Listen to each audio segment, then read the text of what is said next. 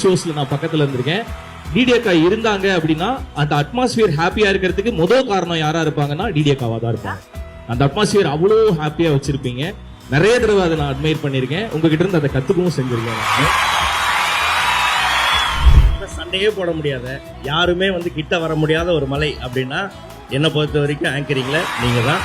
And your inspiration and you will be always the demigod of anchoring.